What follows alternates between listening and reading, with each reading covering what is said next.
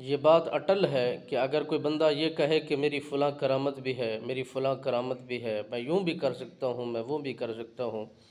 سلطان العارفین سرکار نے فرمایا جوتا اتار کر اس کے بتھاڑ پہ مارنا چاہیے۔ کیوں؟ کہ وہ لوگوں کو اپنی طرف متوجہ کرنا چاہتا ہے، لوگوں کو اپنی طرف میل کرنا چاہتا ہے، رب رسول کے احکامات سے انہیں دور کرنا چاہتا ہے۔ اور اللہ کا ولی تو وہ ہے جو کرامت کو چھپاتا ہے، اور کرامت کو چھپانے کے لیے شریعت نے اولیاء کاملین کے متعلق یہ فرض قرار دیا ہے کہ کرامت کو چھپایا جائے۔ یہ ان پر یہ فرض بنتا ہے تاکہ اس کی اس کرامت کو دیکھ کر رب رسول کے حکم کو، رب رسول کی شریعت کو، رب رسول کے احکامات کو لوگ بھول نہ جائیں، اور اسی طرف اس کی پوجا کرنے کے لیے تیار نہ ہو جائے، اس کی طرف متوجہ نہ ہونا شروع ہو جائیں۔ اس لیے یہ حکم دیا گیا ہے کہ کرامت کو چھپایا جائے، اور بہترین